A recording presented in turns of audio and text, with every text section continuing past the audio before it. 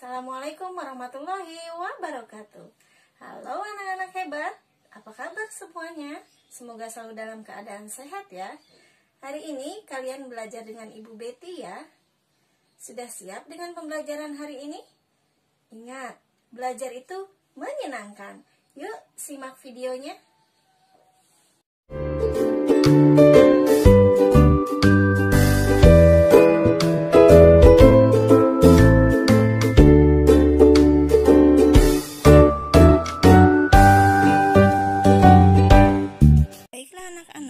Kali ini kita akan belajar tema 1, subtema 1, muatan pelajaran IPS.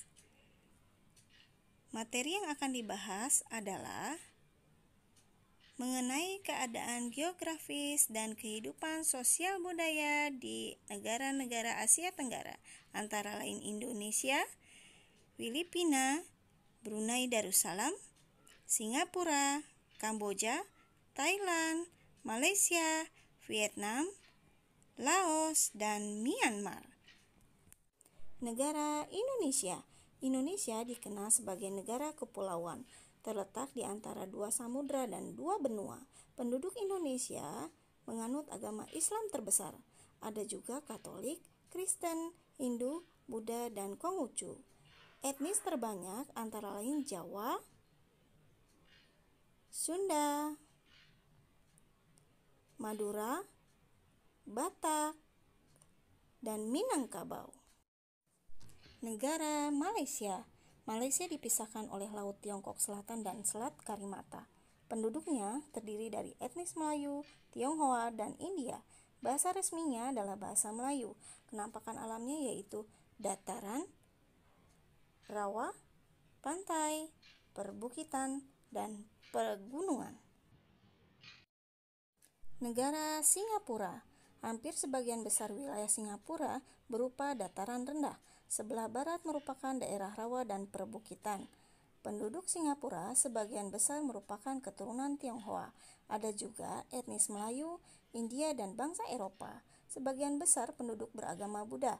Ada pula beragama Islam, Taoisme, Katolik, dan Hindu.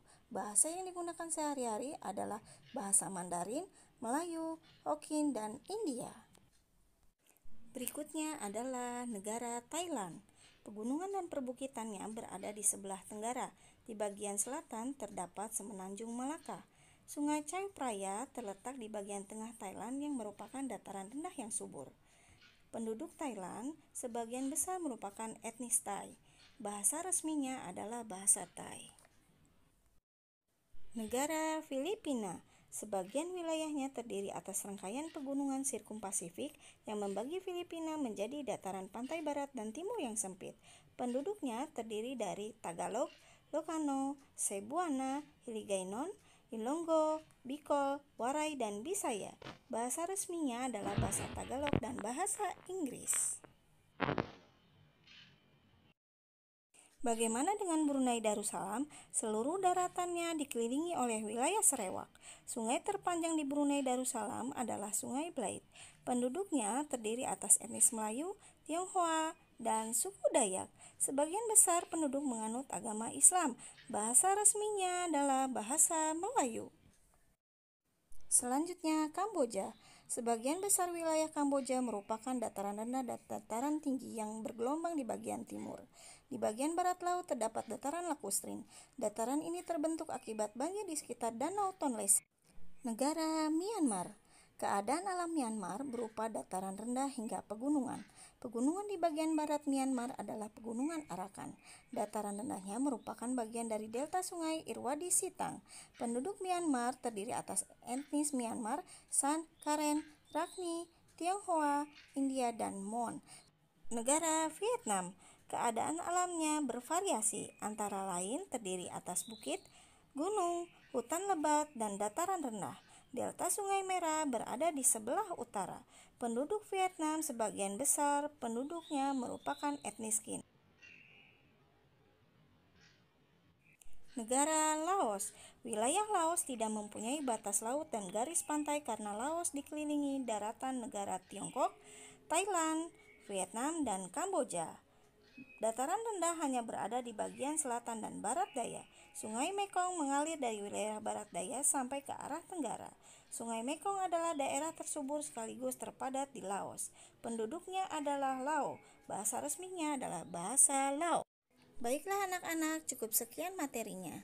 Tugas kalian sekarang menulis 5 soal dan menjawab pertanyaannya di buku tugas ya. Selamat mengerjakan.